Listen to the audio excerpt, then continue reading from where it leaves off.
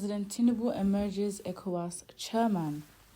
President Bola Ahmed Tinubu on Sunday emerged as the new chairman of the Economic Community of West African States, Ecowas.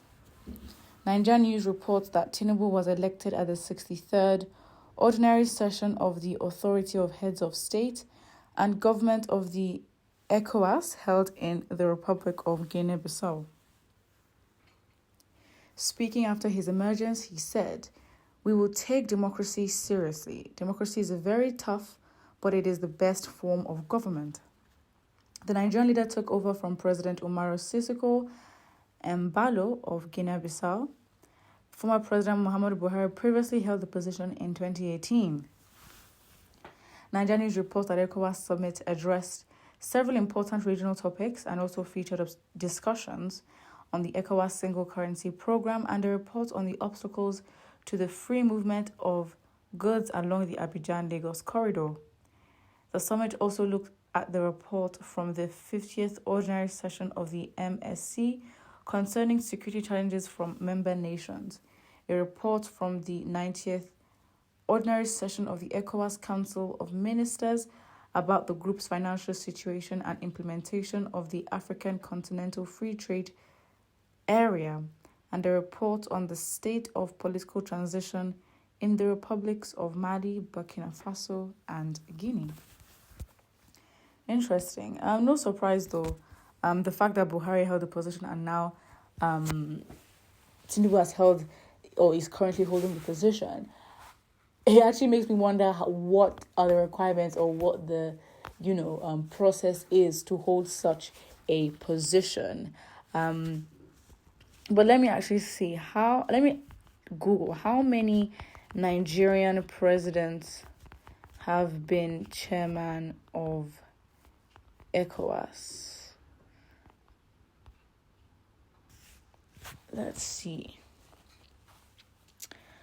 There's nothing actually coming up for that. But interestingly enough, I'm going to be curious to see what happens in these meetings or with the outcome of this, because we always say that there's a meeting here and there and people are discussing, but there's no action. I mean, the single currency development is actually quite interesting. Having a way to unify West African states. And to be honest, it's actually very shameful because, for Nigeria that imports a lot of things, we don't even depend on, West African states when it comes to major trade. As in, we could literally depend on our neighboring countries when it comes to electricity, when it comes to food, when it comes to food and consumption is a big, very, very big one. And I don't know what the reason is why we're not doing that, because if they're meant to be existing free trade agreements, then Nigeria should not necessarily be trading heavily with other countries. Of course, we have trading superpowers like China. However, when you want your own money and value flowing and circulating within your own people, it also strengthens your position as well. So yes, very interesting. I mean, the whole discussion on the single currency and different trade agreements have just been a discussion over the years, but there hasn't really been anything that solidifies or shows that such discussions have been put into practice, which is a bit, kind of sad and worrying. But we're gonna see. Let's look at the comment section below. Incredible heart attacks and death will soon visit Obedience with the sweetest news of the year. Very interesting. You know what is very, very shameful? Even after the elections, I understand, upcoming, prior to the elections, with the tension going on, with people having their favorites who they want to vote for, it's fine. We've had an outcome, somebody has won. But even after, you have a lot of people who still argue, who still fight each other because they want to boast and brag that their principal or whoever they were supporting has won. And it's so shameful, because this is the exact reason why, as Nigerians, we will keep getting played, and the development and progress that we want will not happen, because the people are so divided.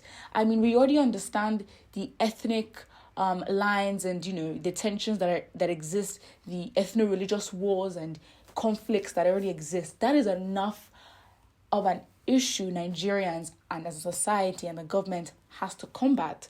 But then, with our level of thinking and how divided we are, to think that politics is about a game of favorites and followership and fan base, right? Because you have people that are staunch followers of political parties. I mean, literally APC and PDP.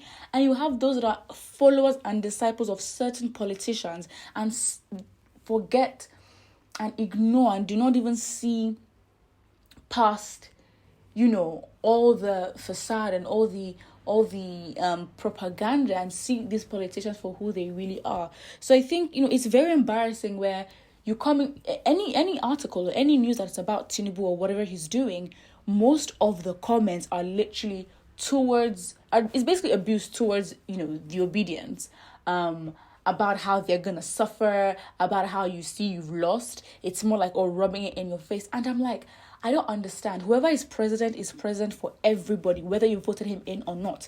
The person is there to serve everybody. But the thing is, it's so shameful. And this is why, when you think like this, of course, your enemies that are in power would manipulate and use that to their advantage to play with you and to basically divide you. It's so easy to be controlled. They can control narrative with you. They can control anything with you. So I think, now, instead of looking at comments of people, in fact, we could have a proper discussion about ECOWAS and how, we could actually, promote trade in the Western African region. But no, most comments are insults from Batified to Obedience saying they're fighting for their mandates, people cussing at Peter Obi, and people, cussing at Tinubu, and people still fighting each other post-elections.